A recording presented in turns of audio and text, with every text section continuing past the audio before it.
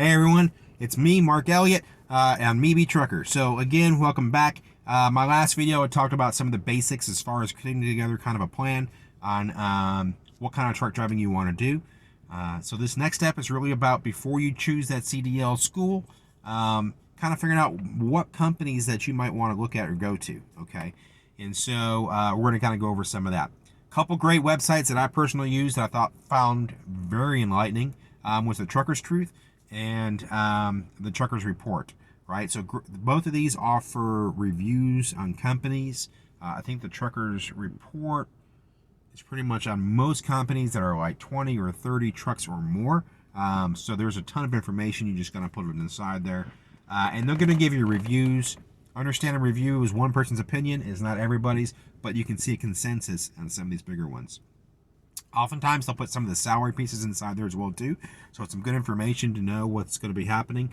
And then a lot of times you'll have a general link, and you can go and apply on those. And if you're interested in the kind of trucking that they're going to be doing, you can also see a lot of times they're trucking lanes, right? What states they go to, what states they don't. And kind of you make a good, educated decision from there. So the only advice I would have on that is you're kind of figuring out what kind of company you want to go with is be mindful that you do not want to take the first one. And oftentimes you don't want to say when you do find the right one go, yes, I'm in, because they're just going to take you. They have a need for drivers.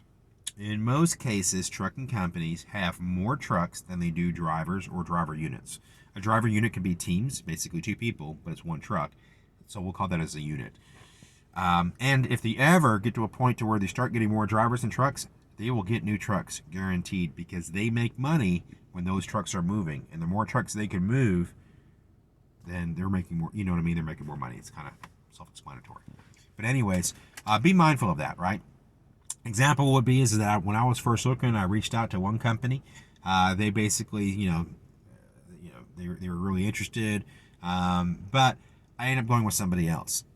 And I hadn't started the other place yet, and they reached out again, and they said, hey, listen, we're offering you a $10,000. Now, first of all, they never gave me a sign-up to begin with. Now, all of a sudden, it's a $10,000 sign-up, and they mentioned that they're going to have dedicated routes. So I said, are you guaranteeing me a dedicated route? And they're like, well, no, we just want to let you know we have some. I'm like, well, that doesn't mean nothing. So, again, they want you in their trucking company. Most of them do, right? Especially if you have a decent clean background and everything else. Somewhat clean background. A lot of them will work with felons and stuff like that if they're older. Not that I'm a felon, but I'm just saying that they have a lot that are out there. But just be mindful of those things and figuring out what company you want to go with. And then, you start asking some of the questions like how many miles do you average out per week? How many times do you get paid? What kind of trucks do you drive? How new are they, right? If you're a new truck driver, getting a newer truck is pretty cool, right? Because it feels like it's your own, and it's got not all the bells and whistles, but it's got a lot of the newer features, and it's going to run right, and you're going to have less issues when you're on the road. So all those things are really important for a new truck driver. So do some research, figure out what companies you want to go with, and which ones are going to work with schools, especially the school that you may end up deciding to go to. A lot of the mega carriers have their own schools.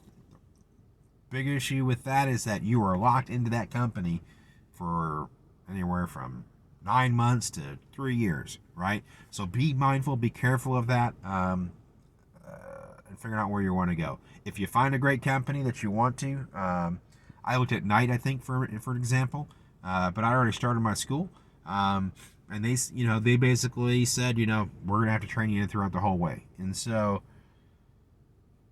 figure out where you want to go from there. The other piece is figuring out what company is try to get something somewhat close to your home, right? If I'm driving for 3 weeks, I don't want to have to drive 6 hours from the hub to my home, right? So find something typically within an hour or 2 hours or whatever you feel comfortable with driving from wherever their home headquarters is or their hub is closest to you. Because that's typically when you get your break time or your home time. You're going to be driving your truck there, or at least taking your load and dropping it off there. A lot of companies will let you bobtail it, which basically means you just take the truck part and not the trailer.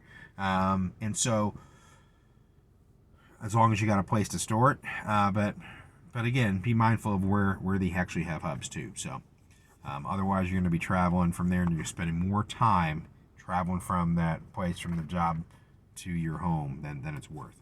So anyways, hope this made some sense. I'll make my next video on picking the right CDL school that's right for you. Thanks again. If you liked it, give it a thumbs up and subscribe. Bye.